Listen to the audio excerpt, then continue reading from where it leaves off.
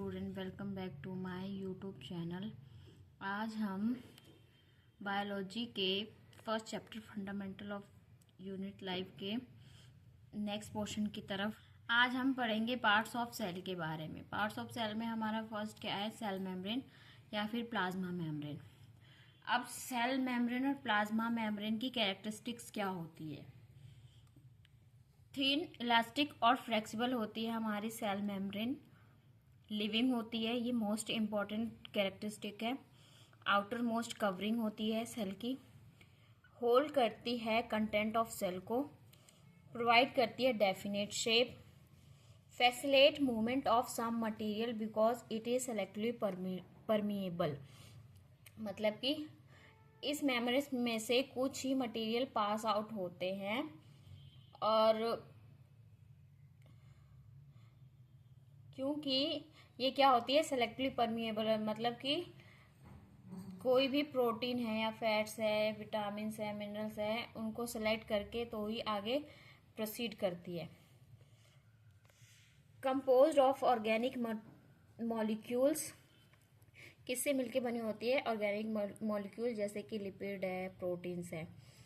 Flexibility enables the cell to engulf, ये cell को क्या करती है? फ्लेक्सिबिलिटी की वजह से एनगल्फ करती है। Engulf food other material from external environment, जैसे फूड या फिर अदर मटेरियल होते हैं एक्सटर्नल इन्वायरमेंट से, उनको क्या करती है? एनगल्फ करती है। जैसे मान लो कि हमारे पास एक सेल है, ये फूड पार्टिकल है, ये क्या करेगी? अपना शेप चेंज करेगी, फूड के बिल्कुल क्लोज हो जाएगी, फिर ये जो फूड पार्टिकल है इसके अंदर आ जाएगा और इसको अनगल्फ कर लेगा। हम इसको एग्जाम्पल ऑफ वाटर बलून से भी समझ सकते हैं। जैसे कि हमने एक बलून लिया, उसके अंदर हमने क्या? वाटर फिल कर दिया।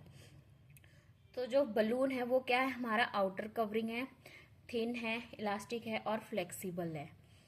ठीक है। और जो उसमें कंटेंट है वो क्या होल्ड करके रखता है? कौन? बलून। और जब हम एक बलून के ऊपर थोड़ा सा प्रेशर लगाते हैं तो वो अपना जो शेप है थोड़ी सी चेंज कर देता है। ठीक है। उसके बाद हम इसी के सब टॉपिक के बारे में पढ़ेंगे। Movement across cell membrane.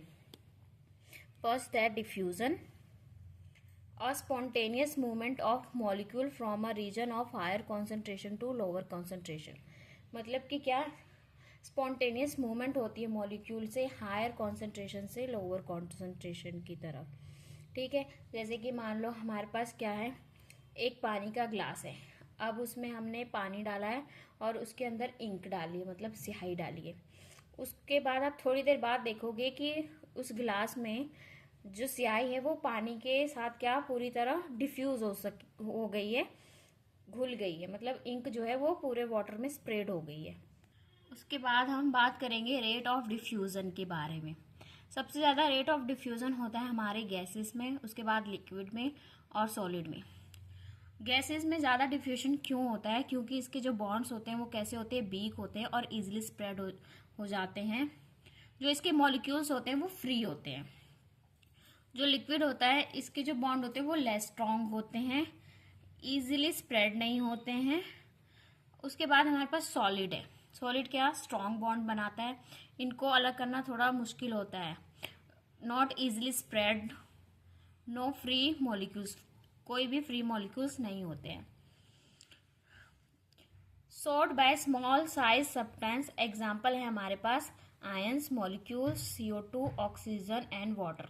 सबसे ज्यादा जो डिफ्यूजन होता है वो किस में होता है? गैसेज में होता है, CO2 और ऑक्सीजन में। Due to cellular activity CO2 production take place, मतलब सेलुलर एक्टिविटीज होती है जैसे कि CO2 का प्रोडक्शन, फैट बनना, प्रोटीन्स बनना, विटामिन्स बनना, ये सारी जो एक्टिविटीज होती है किसके अंदर होती है? सेल के अंदर होती है। तो वो क्या प्रोड्यूस करती है? हाई अमाउंट में CO2 प्रोड्यूस करती है। ठीक है।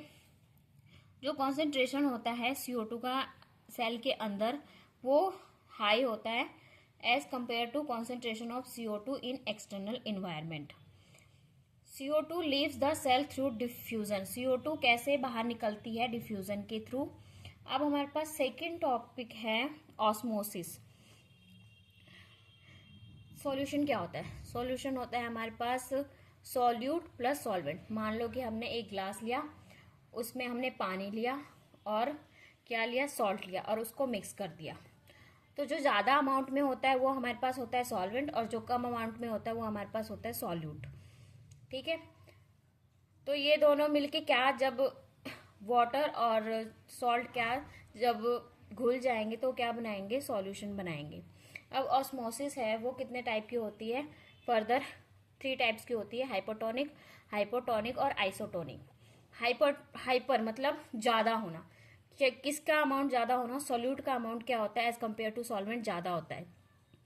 जैसे कि मान लो कि मैंने एक ग्लास लिया है, उसमें मैंने किसका चीनी लिए, उसको घोल दिया है, ठीक है। और एक दूसरा ग्लास लिया है मैंने, उसमें क्या लिया? सिर्फ पानी लिया है। जो पहला ग्लास है उसमें मैं क्या करूंगी? किशमिश डालूंगी, तो जो वो किशमिश है वो क्या हो जाएगा? सिकुड़ जाएगा, ठीक है। और जो दूसरा ग्लास है उसमें अगर मैं किशमिश डालती हूँ और थोड़ी देर बाद क्या हो जाएगा? वो फूल जाएगा, स्वेलन हो जाएगा। ये किसकी वजह से होगा? जो सॉल्वेंट है वो उसका अमाउंट क्या है? बहुत ज़्यादा है। तो जो पानी है वो क्या अंदर की तरफ डिफ्यूज हो जाएगा और ये फूल जाएंगे।